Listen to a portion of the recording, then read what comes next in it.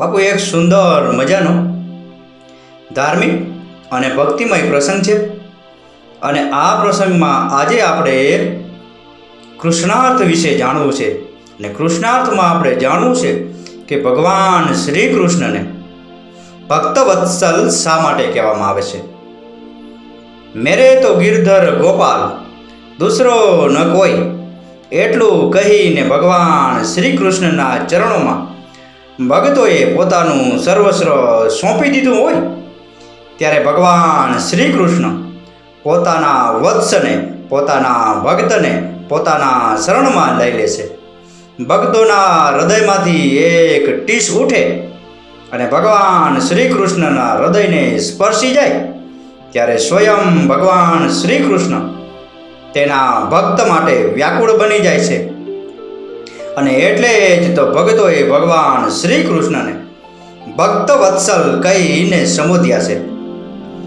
ભગવાન શ્રી કૃષ્ણ માટે તેનો ભક્ત સૌથી પહેલી પ્રાથમિકતા છે, સૌથી પહેલી જવાબદારી છે।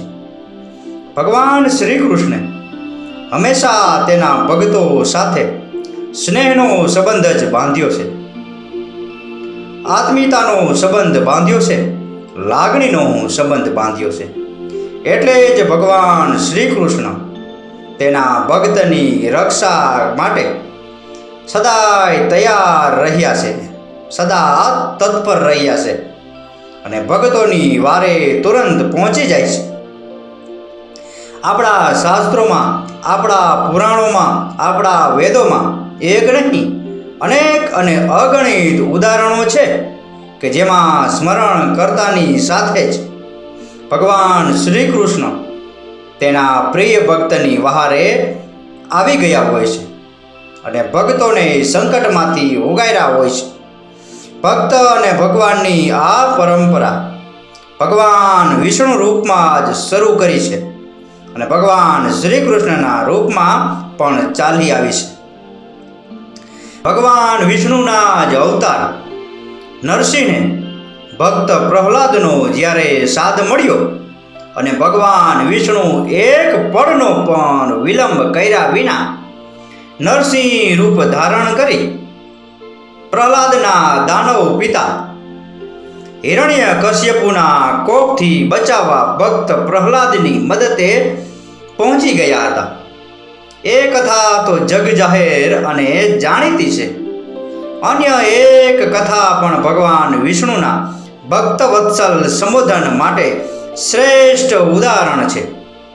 પુરાણો અને શાસ્ત્રોમાં વર્ણન અનુસાર ભગવાન વિષ્ણુના બે ભક્તો જય અને વિજય ને જ્યારે શાપ મળ્યો ત્યારે શ્રાપિત થઈ હાથી એટલે કે ગજ અને મગરમચ્છ એટલે કે ગ્રાહ અને ગજગ્રહના રૂપમાં ધરતી પર અવતાર ધારણ કર્યો હતો અને કથા અનુસાર ગંડક નદીના કિનારે જ્યારે ગજ એટલે કે હાથી તરીકે જન્મેલ જય જ્યારે પાણી પીવા આવે છે ત્યારે ગ્રાહે એટલે કે મગરમચ્છ તરીકે જન્મેલા વિજયે ગજને પકડી લીધો હતો। ગ્રાહથી છુટકારો પામવા ગજ અને ગ્રાહ વચ્ચે કેટલાય વર્ષો સુધી યુદ્ધ ચાલ્યું। પોતાની તમામ શક્તિઓનો ઉપયોગ કરવા છતાં પણ ગજ પોતાની જાતને ગ્રાહના સકંજામાંથી છોડાવી ન શક્યો। ત્યારે અંતે ગજે મન હૃદયથી ભગવાન વિષ્ણુનું સ્મરણ કર્યું, ભગવાન વિષ્ણુને સાદ કર્યો, ભગવાન વિષ્ણુને યાદ કર્યા। ગજની પ્રાર્થના સાંભળી ભક્તવત્સલ ભગવાન વિષ્ણુ કાર્તિક પૂર્ણિમાના દિવસે સ્વયં ગરુડ ઉપર સવાર થઈ અને ત્યાં પ્રગટ થયા અને પોતાના સુદર્શન ચક્ર ચલાવી ગજને ગ્રહના સકંજામાંથી મુક્ત કરાવ્યો હતો। શાસ્ત્રો અને પુરાણોના ઉદાહરણો સુધી ન જઈએ તો પણ આપણી પાસે તો કળિયુગમાં ઘણા બધા ઉદાહરણો મોજૂદ છે। એક તો ભગવાન શ્રી કૃષ્ણના અનન્ય અને પરમ ભક્ત આદિકવિ નરસિંહ મહેતા વિશે તો આપણે સૌ જાણીએ છીએ, જેમનું સમગ્ર જીવન કૃષ્ણમય રહ્યું હતું ભગવાન શ્રી કૃષ્ણએ નરસિંહ મહેતાના પિતાનું શ્રાદ્ધ કર્યું, કુંવરબાઈનું મામેરું ભર્યું, એમની હુંડી સ્વીકારી. આવા તો કેટલા કામ ભગવાન શ્રી કૃષ્ણએ નરસિંહ મહેતાના કર્યા હતા. અને અંતે મહેતાજીનો આત્મા ભગવાન શ્રી કૃષ્ણમાં જ લીન થઈ ગયો હતો.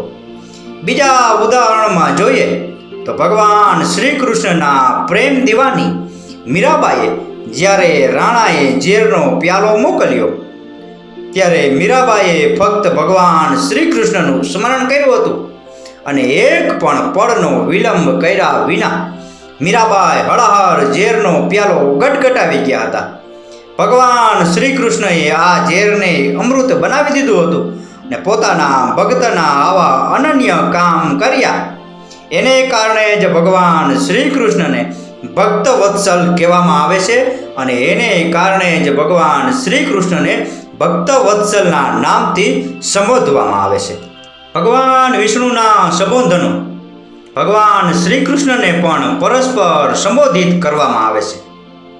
ભક્તને સદાય પ્રાથમિકતા આપતા ભગવાન વિષ્ણુ માટે ભક્ત વત્સલ સંબોધન પણ ભક્તોના હૃદયનો ભક્તિસુર છે. ભક્ત વત્તા વત્સલની સંધિ જોડવાથી ભક્ત વત્સલ સંબોધન બને છે. વત્સલ શબ્દના સંસ્કૃત ભાષામાં અનેક અર્થો વર્ણવવામાં આવ્યા છે, પરંતુ વિખ્યાત સંસ્કૃત કોશ અમરકોશમાં વત્સ માટે અદ્ભુત વ્યાખ્યા આપવામાં આવી છે. અને એ વ્યાખ્યા અનુસાર બાળક અથવા બાળકના અર્થમાં પુત્ર કે પ્રિયજન અથવા જેમની પ્રશંસા કરવાની થતી હોય એને વત્સ કહેવાય છે. અને આને જ કારણે ભગવાન વિષ્ણુને ભક્ત વત્સલ કહેવામાં આવે છે. અને ભગવાન વિષ્ણુને જે પણ સંબોધનો મળ્યા છે એ જ સંબોધનો ભગવાન શ્રી કૃષ્ણ માટે પણ વપરાય છે. એટલે જ ભગવાન શ્રી કૃષ્ણને પણ ભક્ત વત્સલ કહેવામાં આવે છે. ભગવાન શ્રી કૃષ્ણએ પણ પોતાના ભક્તોના કેટલા કામ કર્યા છે. એમના કેટલા કામ ભક્તને માટે સદા ભક્ત વત્સલ સમાન જ રહ્યા છે. અને આને જ કારણે ભગવાન શ્રી કૃષ્ણને ભક્ત વત્સલ કહેવામાં આવે છે.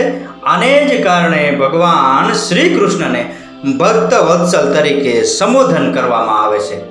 ભગવાન શ્રી કૃષ્ણના ભક્તોને જ્યારે ભીડ પડી છે, ભગવાન શ્રી કૃષ્ણના ભક્તો જ્યારે સંકટોથી ઘેરાઈ ગયા છે, ભગવાન શ્રી કૃષ્ણના ભક્તોએ જ્યારે ભગવાન શ્રી કૃષ્ણને સાદ કર્યો છે, જ્યારે ભગવાન શ્રી કૃષ્ણને પોકાર્યા છે, જ્યારે ભગવાન શ્રી કૃષ્ણને યાદ કર્યા છે, ત્યારે ભગવાન શ્રી કૃષ્ણએ ભક્તોના કામ પાર પાડ્યા છે. ભક્તોને એના સંકટોમાંથી મુક્ત કર્યા છે. ભક્તોને દર્શન આપી એમના આશીર્વાદ આપી અને એમને રાજી કર્યા છે. અને આને જ કારણે ભગવાન શ્રી કૃષ્ણને ભક્ત વત્સલ કહેવામાં આવે છે. આને જ કારણે ભગવાન શ્રી કૃષ્ણને ભક્ત વત્સલના નામથી સંબોધન કરવામાં આવે છે. તો બાપુ, આ હતો ભગવાન શ્રી કૃષ્ણને શા માટે ભક્ત વત્સલ કહેવામાં આવે છે, ભગવાન શ્રી કૃષ્ણને શા માટે ભક્ત વત્સલના નામથી સંબોધન કરવામાં આવે છે એ વિશેનો પ્રસંગ. આ પ્રસંગ, આ કથા, આ વાર્તા પૂરેપૂરી સાંભળી એ બદલ આપનો ખૂબ ખૂબ આભાર. આપનો દિવસ શુભ રહે. મહાદેવ હર.